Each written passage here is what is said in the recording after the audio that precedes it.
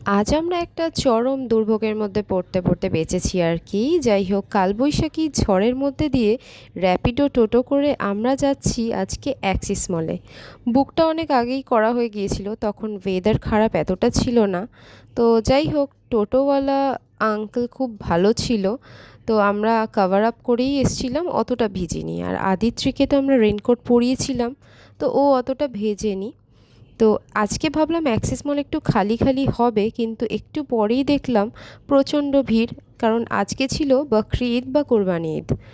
তো যাই হোক, আদিত্রি রেনকোট পরেছিল বলে বেশি ভেজেনি, তো ওকে আমরা ফোর্থ ফ্লোরে জাস্ট জাম্পিনে প্লে জোনে খেলতে দিয়ে মোটামুটি 1 ঘন্টা মতো থাকবে, তারপরে আমাদের সাথে আবার মিট আপ করবে।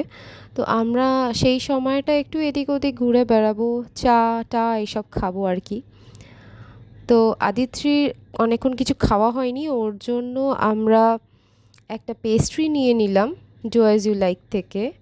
আর তারপরে আমরা চা আর তার সঙ্গে কুকিজ নিয়েছিলাম, তো সেই কুকিজটা আমরা বসে বসে খেলাম, কারণ আজকে সব জায়গাতেই প্রচণ্ড জল।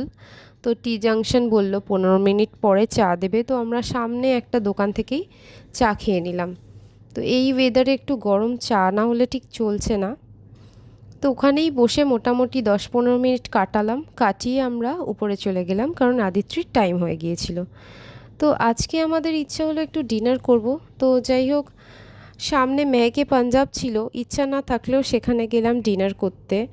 তো নিয়েছিলাম আমরা নান, আর তার সঙ্গে বাটার মশালা চিকেন, যেটা হোয়াইট সস।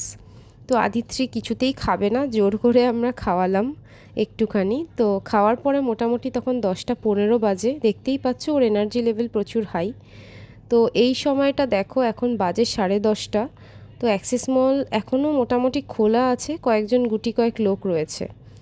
তো সামনেই নিচে গিয়ে মনে হলো একটু সফটি খাই, তো সফটি আইসক্রিম নিলাম। আর আকাশ বেশ ঝকঝকে হয়ে গেছে, তো সফটি নিয়ে আমরা বাড়ি চলে গেলাম। Tata, have a nice day, good night.